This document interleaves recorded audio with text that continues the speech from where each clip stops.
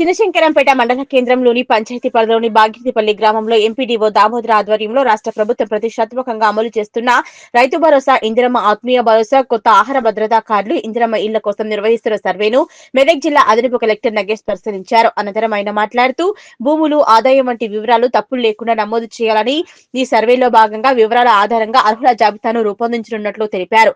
సర్వేను పారదర్శకంగా నిర్వహించాలని, అర్హులైన ప్రతి ఒక్కరికి ప్రభుత్వ సంక్షేమ పథకాలు అందే విధంగా సర్వే నిర్వహించాలని తెలిపారు. ఇందిరమ్మ ఇళ్ల యాప్ ద్వారా గుర్తించిన వారిలో అత్యంత నిరుపేదలుగా ఉన్న వారికి మొదటి ప్రాధాన్యత ఇవ్వాలని, వ్యవసాయ యోగ్యమైన ప్రతి ఎకరాకు రైతు భరోసా పథకం, భూమి లేని వ్యవసాయ కూలీలకు, అర్హత ఉన్న ప్రతి కుటుంబానికి రేషన్ కార్డు కోసం గుర్తించిన వారికి మొదటి ప్రాధాన్యత ఇవ్వాలని, వివరాలన్నింటినీ సమగ్రంగా సేకరించి క్రమ పద్ధతిలో ఫామ్ లో నమోదు చేయాలని ఆయన సర్వే సిబ్బందికి సూచించారు. ఈ కార్యక్రమంలో జిల్లా అదనపు కలెక్టర్ నగేష్ తో పాటు ఎంపీడీఓ దామోదర్, పంచాయతీ ఈవో ప్రమోద్ తదితరులు పాల్గొన్నారు.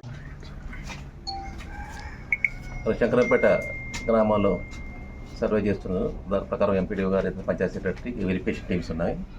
ఈ రైతు భరోసా సంబంధించేసి ఎవరైతే నాన్ అగ్రికల్చర్ ల్యాండ్స్ ఉన్నాయో, అంటే ఆల్రెడీ లేఅవుట్స్ ఉన్నవి, రోడ్లు పోయినవి, భూసేకరణ చేసేది, అటువంటి ల్యాండ్ మినహాయించేసి మిగతా భూములు సాగు ఆమోదయోగమైన అంటే మనకు ఫిట్ ఫర్ కల్టివేషన్ ల్యాండ్స్ మొత్తాన్ని కూడా ఇచ్చే అవకాశం ఉంది. కాబట్టి ఆ స్కీమ్ సంబంధించిన సర్వే చేయడం జరుగుతుంది.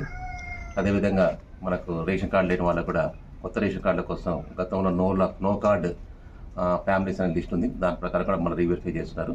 అటువంటివి కూడా మనం సర్వే చేయడం జరుగుతూ ఉంది. అదేవిధంగా ఇంధనం ఆత్మీయ భరోసా కింద కూడా భూమి లేని అగ్రికల్చర్ లేబర్ ఉన్నారు. ఆ కార్డ్స్ ప్రకారం కూడా వాళ్ళు కూడా వెరిఫై చేసుకొని ఒకసారి రీచెక్ చేసుకున్న తర్వాత కన్ఫర్మ్ చేసుకొని అప్పుడప్పుడు పంపిణీ జరుగుతుంది. దాని ప్రకారం ఇట్లాంటి 4 స్కీమ్లలో, ఇంధనమైన స్కీమ్లలో కానీ ఎటువంటి అవతలు లేకుండా మనకు ఖచ్చితంగా అర్హులైన మాత్రమే వచ్చేటట్టు విధంగా ఏర్పాటు చేయడం జరుగుతుంది. దీని ప్రకారం అన్ని గ్రామాల్లో కూడా సర్వేలు నడుస్తున్నవి. ఈ సర్వేలు మనకు 20 తారీఖు లోపల కంప్లీట్ అయిపోతాయి.